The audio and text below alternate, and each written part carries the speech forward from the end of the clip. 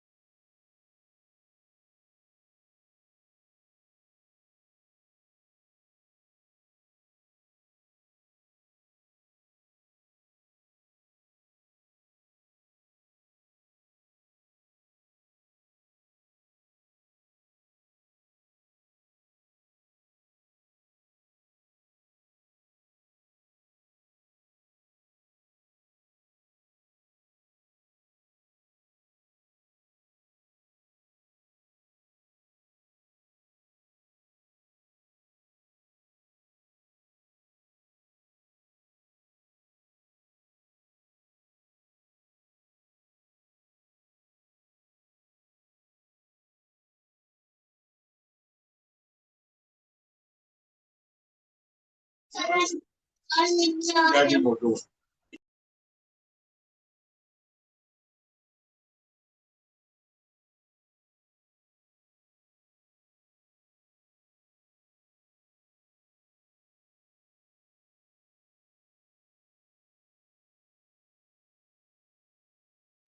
evening. Okay, let's see how we can start. We are like the network has been throwing me out, in and out. Trust we had a great day. Happy New Week and Happy New Year. Let me say it that way.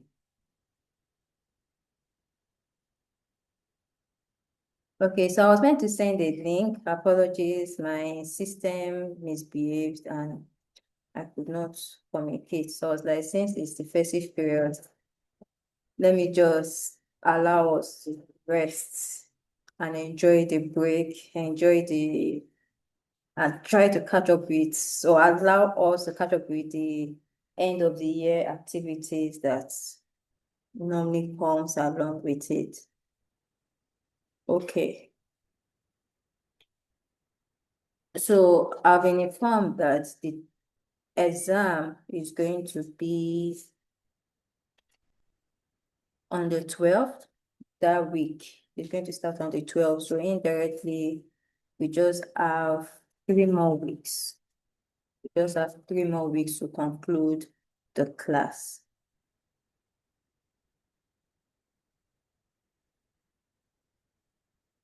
Okay, so I will share my slide now. We looked at the international environment last class.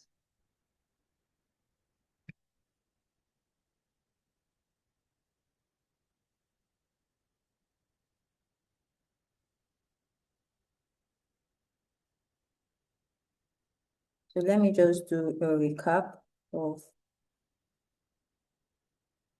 we looked at international environment, and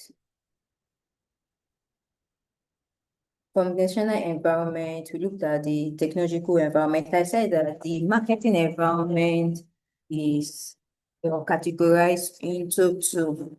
We have the micro and the macro. So the micro can be seen as the internal environment, and the micro can be seen as the external environment. For this time around, we are going to look at the external environment, which is the macro. And when you say micro, you are referring to, forces that you can control are within, you can control, or, forces that are within an organization's reach. So something that they can influence, or forces that they can influence, or activities that they can influence. They have that capability and capacity to influence. So they can influence the suppliers, they can influence the employees, they can influence the creditors, they can influence the community, they can influence, who else can they influence? Intermediaries, they can influence them. To an extent, they can even influence the government. That is government agencies that come for one or two control activities in the organization. So they can influence we have lots of government parastatals according to the sectors we have in the organization. So those are the category of, government agencies. Let me put it that way, government agencies, they can influence them. But now looking at the macro environment, these are factors that they cannot influence, they cannot control. Instead, they tend to affect the organization. So I previously mentioned the technological environment, that the rate at which technology is advancing can affect an organization. And we looked at it from different evolution of technology. I want to take it back. Okay, so we looked at it from the economic environment. We said, I mentioned that the inflation, the interest rate, the unemployment within the economy, the population, the income and wealth within that economy, in that international market, can actually affect an organization. So if the interest rate keeps increasing, it will affect the rate at which organization will, price its goods or place a value on its goods. So because generally organization will not want to bear the brunt of what is going on in the economy. So it's mostly pushed down to the consumer. So most times they cannot control the rate at which the interest keeps spiking up. So the same thing with technology. So technology is looking at we're looking at advancements in technology to improve on the product or services that we render to our final consumers or to our clients. So you are referring to the kind of technology they are using. So that there's some technology that will improve the quality of that product that one is using. It can also improve the service delivery, the timing of the product that one is that one can use to render service to the consumer. And I looked at it from agricultural technologies perspective. So I said it's also known as agri-tech. I said another word for agricultural technology is known as agri-tech. So meaning that they tend to make use of robotic to, in plantation, they tend to make use of robotic, they tend to make use of drones, they tend to make use of satellite, they tend to make use of certain vehicles in uprooting the plant from the ground, from the earth. Drones sometimes can help in watering the plants and also, understanding how the farmland looks like. There are so many usefulness for drones. But all these ones tend to improve in the quality and service rendered, and that is what technology is all about. So we looked at evolution of technology, meaning that how technology came on board where agribusiness is concerned or agriculture is concerned. So we looked at evolution. That is the first technology. That is Agri 1.0. When technology really came on board, let me take us there. We'll talk about that. So look at agriculture 1.0, where it was simple tools that were being used for in the farm. Then Agri 2.0, that is when the use of machineries, tractors, and the rest came on board.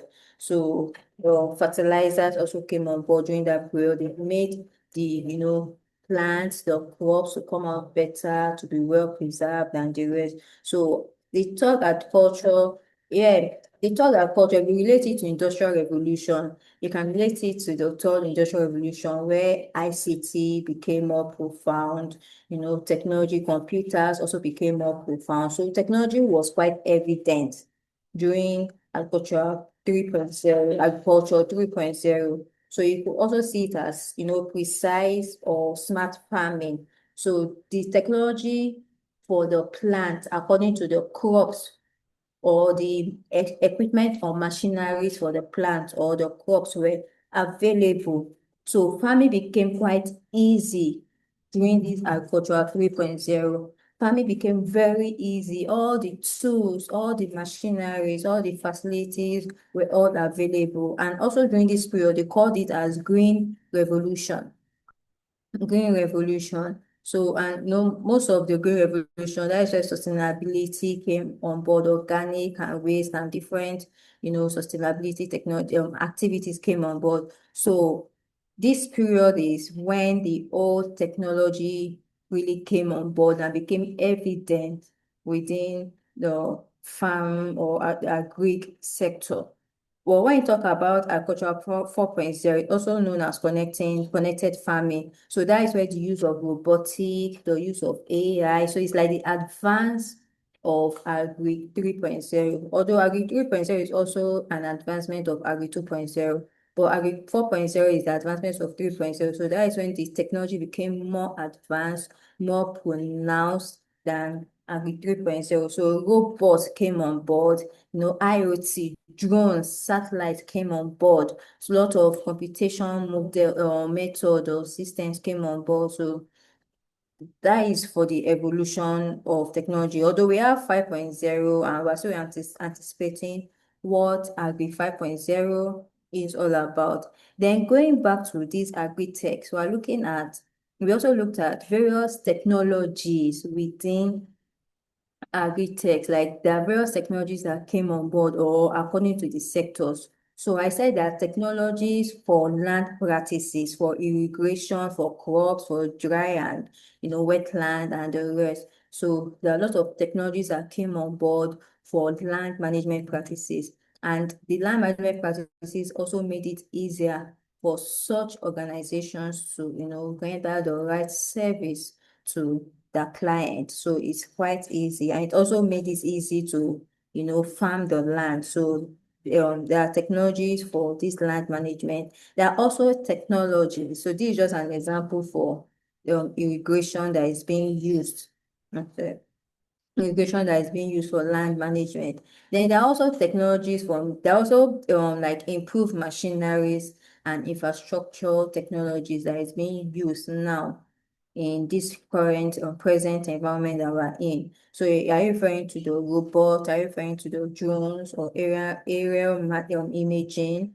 There are different or for storage. I refer to technologies for storage system. So there are a lot of machinery. There's some machineries that is specialized for just rice plantation. There are some machineries that just or machineries or technologies that is just for orange picking, or it can be for grape, or it can be for orange and its own classification.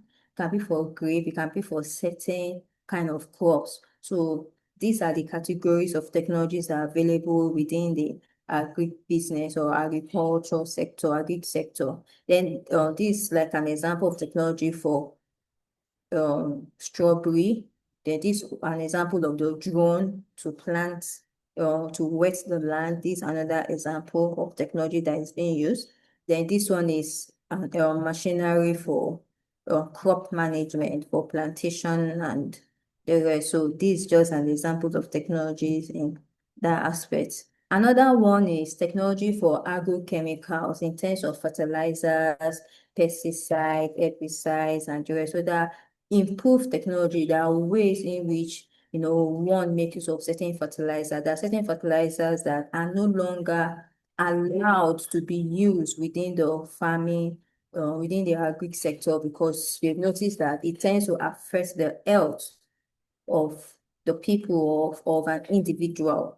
It tends to affect the health of an individual. There are a lot of chemicals which they've encouraged people to stop using. So that is as a result of technologies that are put in place, be able to test the effect of all these chemicals on people. So if they go about this combination, what do you think this effect would be like? What can be done to improve the chemical that is being used, either reduce a component of the mixture whatsoever. So that is where agrochemical technologies comes into play. So the other one here is this one is to sense the temperature and see the need for the plants to have light and water or not. So another one is modern greenhouse.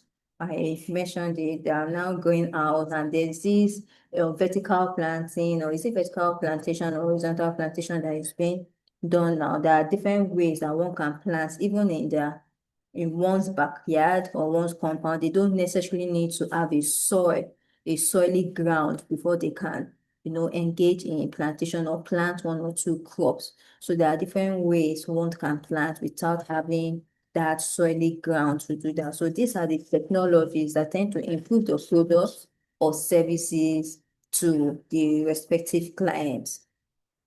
Okay. Okay, another one is biotechnologies in terms of antibiotics and vaccine, which I've also mentioned. So now let's look at another agriculture. This is okay, the case study, but because of time frame, let's look at the other one, which is social culture. I want to talk about social culture. Every country has its own values. Every country has its own beliefs and attitude, and even within a particular country, sometimes their values differ. Their values differ.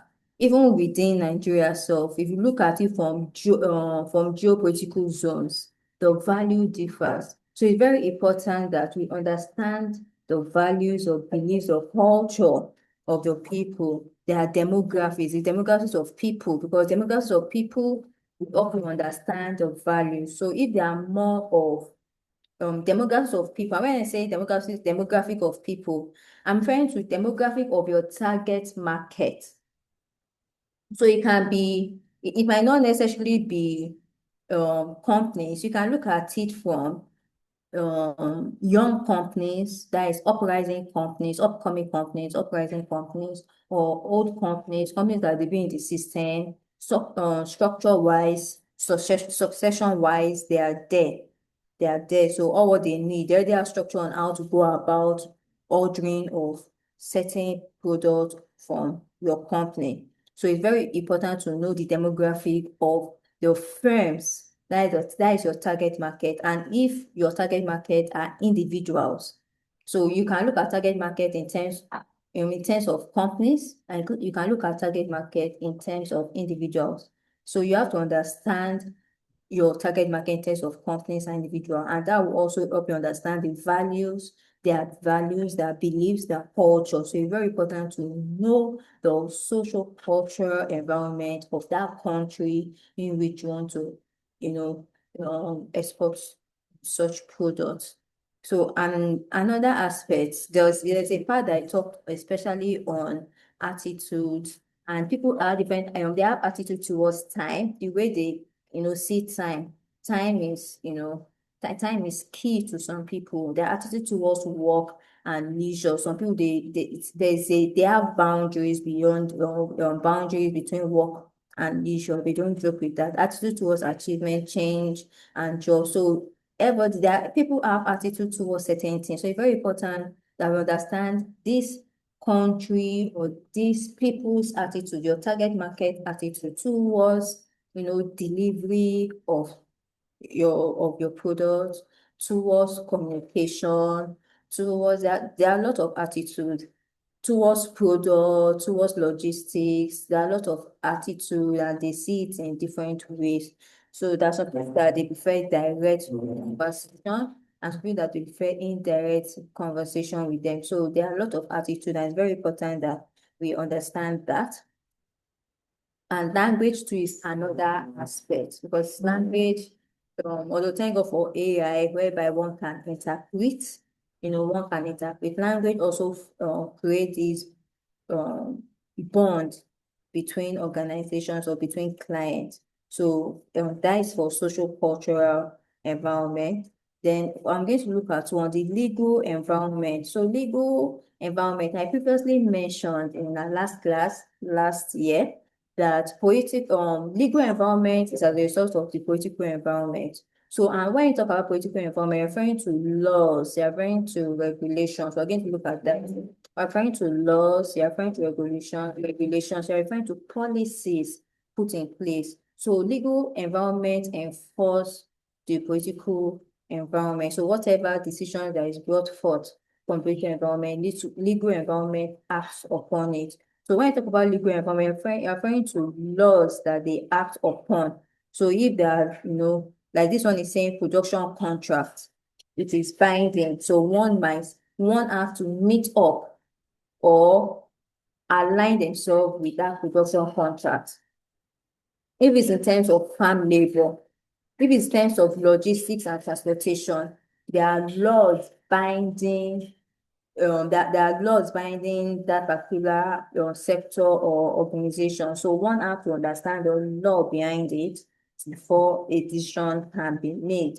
And here is saying that there are political barriers between the home country and the host country. So the political environment in the home country is always different, definitely different from the host country, and that is what creates a barrier.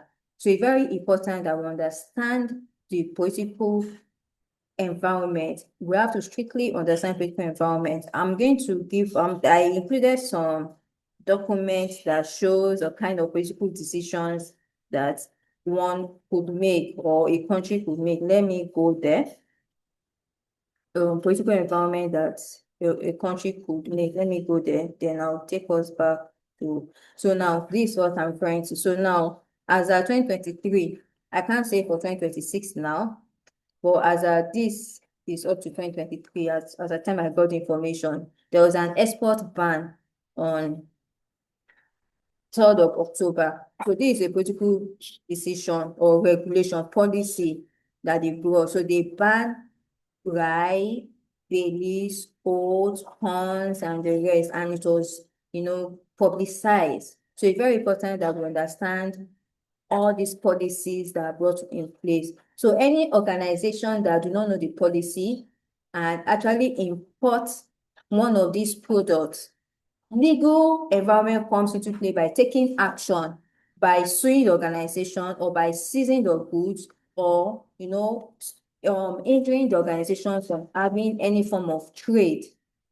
in that country. So that is where legal environment comes in. So it's very important for us to understand the political environment and understand restrictions and understand any form of bans that takes place in the organization. And it can be on monthly basis or weekly basis that decisions comes up. So it's very important that we always, abreast ourselves with all these form of decisions that takes place within the or within that particular country in question. It's very important that we do that. I will get the updated document, this document within the EU environment. It was I only get for EU within the EU of the latest political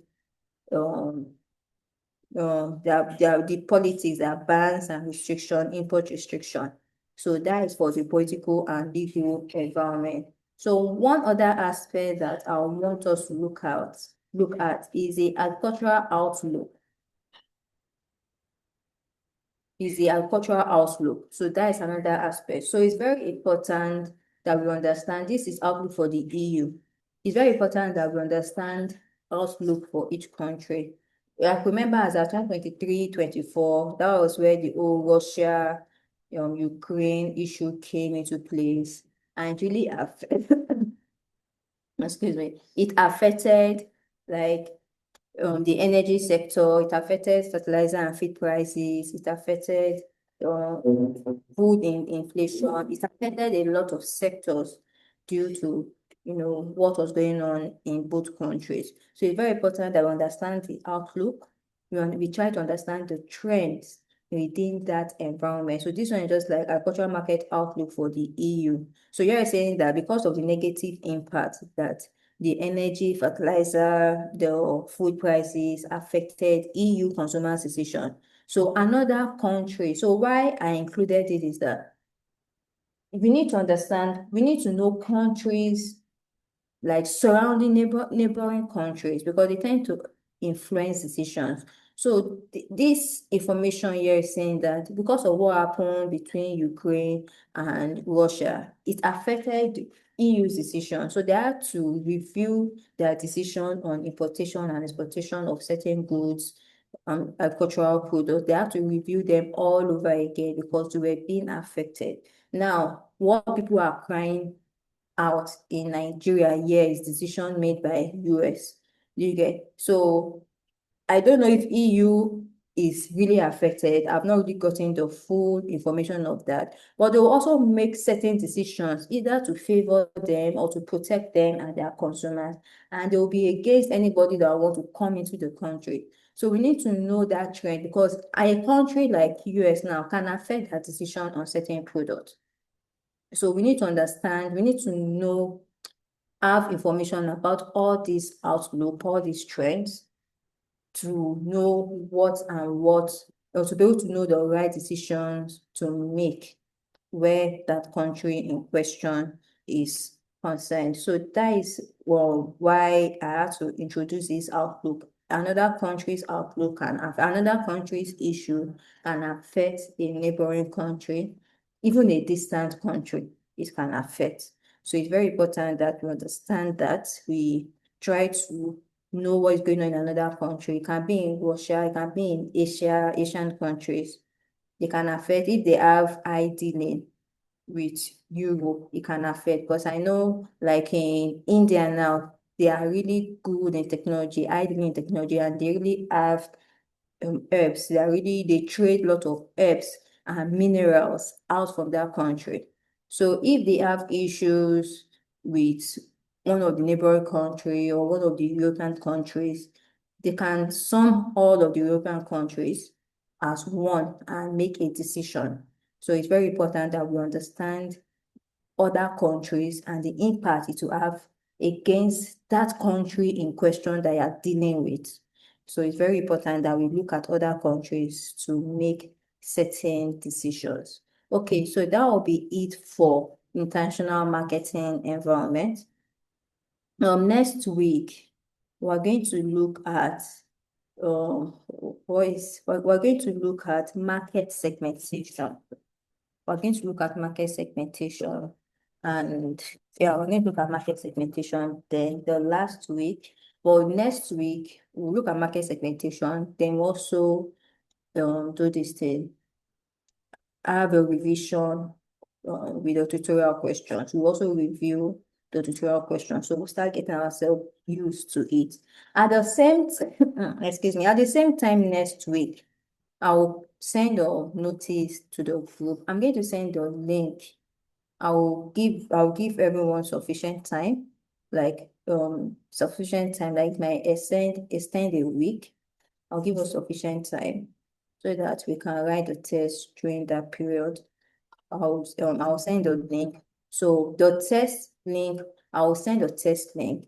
So those that have prepared, they can go for it. And those that they need to prepare themselves, they can prepare and also catch up. So I'll give us sufficient time to test the link, happy to go for that test. So just take notes. Aside the assignment, I've given us only one assignment. I'm going to drop the next assignment. It's going to be a case-based assignment. Again, the first one is a case-based assignment. This one is going to be a case-based assignment. So aside the assignment, the test is just to encourage us to go through the notes, prepare ourselves with the notes, or familiarize ourselves with the notes, so that when it's time for the exam, it will be easy for us to go for the exam, because the exam is theory-based. And I know that due to our busy schedules, most of us are in this field, we are professionals in this field. So theory is far from majority of us. Theory is very, very far from us. So sitting down and writing for hours can be challenging to some people. So this link is just like a motivating factor for us to open our notes, familiarize ourselves with the notes, and also do this thing, take the test to know how far we can go with our readings. So that's what the test. So majority of your score will be from the assignment. The test will just carry like 5 marks. It's not going to the test is not going to be the total marks allocated to the test is just 5. It's not going to be major, so it won't have a big impact on majority of us. So it's going to be from your assignments and attendance. Assignment and attendance, that is the aspect that will carry more weight, but the test will not carry more weight. So even if you see over 40, I'm still going to recalculate it again. So just take notes to encourage some of us that will want to take it serious and to prepare ourselves for the exam. So let's look at it from that perspective. Okay, so it might not be 20 questions, it might be up to 40 questions. So as I said, I'll give everyone ample time. It's going to exceed 1 week so that you can pick a particular day that you'll be less busy to write the test. So that is what I've come up, since we could not write it as at the time we're meant to write it. So I don't know if you have any question, contribution, anything we want to say before we end the class. So I've shared the lecture notes, so we can be encouraged to read. Okay, Mrs. Grace. Good evening once again, Maha. Thank you for the lecture. I just want to appeal that if you can kindly make the previous assignment available again. I've not been able Okay, to access it. Then okay. then another thing is that I noticed the slide that you share with us. I don't know whether it is a single slide that we keep moving from. Maybe we end on slide 20 today, we start on 21 tomorrow. But if that is not the case, please can you please share with us all the slides that you have for this course so that it will also help us to prepare very well for it. Thank you, ma. Okay, I've actually shared a slide. I've shared all the slides because they are in different weeks. So there are some that if you see like is it 60? That means it's like week 3, 4, 5, different weeks joined together, merged together to form that slide. But I've shared it on the platform. So a group has been created. I believe you are in that group. That is, I will say I. So if you are not there, I'll say, let me say I now. If you are not there, you can communicate with the coordinator to add you to the group. She was the one that created that group. So I will send the slides that the slides that I sent earlier. I will send it again. So you cannot have that slide. All right, thank you, ma. I'm on the group. I can see it. Okay. So thank you very much for your time. I really appreciate despite your busy schedule. Thank you very much. We'll meet again next week. And please try to encourage others. We'll start treating to tutorials. So we'll not wait till the third week before we treat tutorials.